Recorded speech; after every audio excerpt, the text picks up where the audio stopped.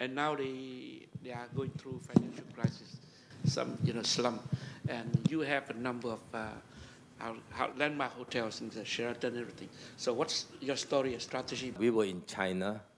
We were also in a project in Korea. So we were also in Vietnam. Actually, more in Vietnam. We believe that Vietnam long-term is good. But we are also going through some difficulties in Vietnam because of the economy in Vietnam and then the currency devaluation. I saw a shopping mall here called Fahrenheit 88. That was our mall. That was called KL Plaza before, it owned by us. We sold it for about 150 million US. You know what I did? I took all the money and put it into Vietnam. Of course, I want to tell you this frankly. My bankers and my friends say I make a big mistake, but I tell them it's okay. I always make mistakes, and every time, in the end, it's all right. I have faith in Vietnam. Our projects there we will still be doing. Of course, sometimes the government is not happy, we are a bit slow, but we tell them it is better that we slow and we can get it done rather than you ask us to rush and we get into financial trouble. And the other thing is, our property projects in Vietnam, we do not borrow money locally because your interest rate is so high. It's very tough to borrow locally. So we have to send money from here. Our interest rate is much, much lower. Malaysia, our interest rate average is about, we pay around 6%. So we take risks, foreign exchange risks. But we believe that long term will be all right. We have actually invested in Vietnam maybe 300 million, about 300 million US. Thank you.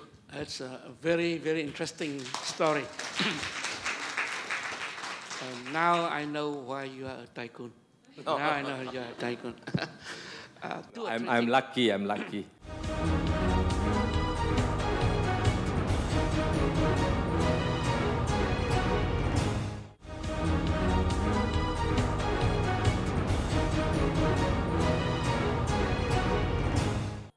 Berjaya được xem là một trong những nhà đầu tư lớn nhất vào Việt Nam với 9 dự án lớn, trong đó có 6 dự án liên quan đến bất động sản.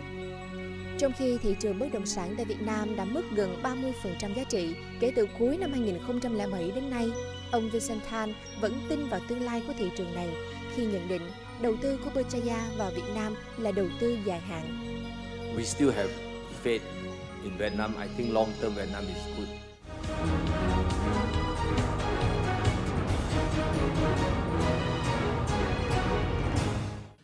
The first part we concentrate on your experience as a Malaysian tycoon.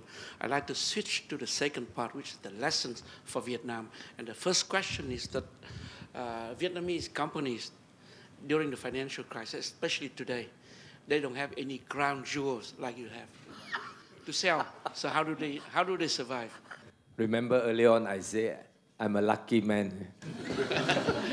That's why one of my policies at that time is to be diversified. But of course, if you don't have diversification, you are only one business, then you are focused on the business.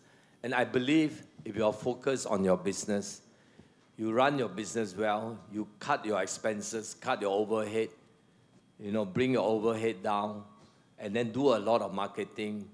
And of course, you have to be creative. I'm sure you can overcome. You have to convince your bankers and the government, if possible, also to assist you during this difficult time, to give you more time, and to come up with better policies that will help your business and the business of Vietnam. And of course, like I said, we still have faith in Vietnam. I think long-term Vietnam is good. You can look at your business. If it's good, maybe we can invest in your business. Can be your partner, your small partners. You have said a number of times that you have faith in Vietnam, you believe in Vietnam, and ultimately you become successful in Vietnam. And what kind of time frame are you talking? I'm a very patient investor. Thank you. I'm a patient investor, so whatever time that my investment will do well actually depends a lot in the policies of the government and the people of Vietnam. So I believe that the government of Vietnam and the people of Vietnam wants Vietnam to be successful. So I have faith that even though we go through this, eventually you will do well. And the government will eventually understand and come up with good policies. And when when the good policies are all in place, everybody work hard, the country will do well, our investment will do well. There's an interesting question here. If you were to have an opportunity to see the President or the Prime Minister of Vietnam, what would you like to say to them?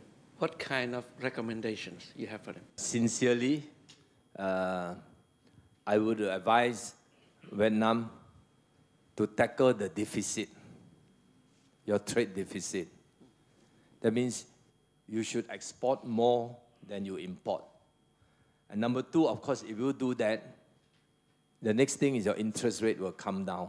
I also advise the government should privatize more of the businesses. Government is best not to be in business. I think they should be in the business of governing, not in running business. And then finally, I will advise them, again, like I've said before, that they should change the education system to be bilingual. That means Vietnamese, and they should choose a very international language, that is English. You know, we also invest in the Philippines. The Philippines used to be not very good, their economy, but now the Philippines is very successful. They have trade surplus. You know what is their trade surplus? So many Filipinos work overseas and send money home. And how do they work overseas? Because all Filipinos speak English. Philippines is also about, the population is about the same as Vietnam. There may be about, Philippines about 100 million. And they also have problem with employment, not enough jobs for the people. But at least with English language, all of them can work overseas. There was a meeting with your president, the previous one, I think, where he's told me that Vietnam has big population and we have difficulty in creating jobs. Yeah. And then I told him, I said, Your Excellency, your big population is an asset. It's not a liability. I said, the bigger the population, the better it is for your country. Look at China. Can you imagine China? 1.3 billion. If China population is 90 million or 100 million, who cares about China? Population is important. It is an asset. But it is how you educate and train your population that is important. So one of the things that I recommend, and I recommend to all of you, you must make everyone learn English. If you are bilingual, you know English, you all know the whole world you can go. And I believe that Vietnam will do well if the government do all these things and do it successfully. And like I say, don't worry about the lobby by the rich people. You have to tax them, you tax them. Yes. When did you become billionaire? Maybe a few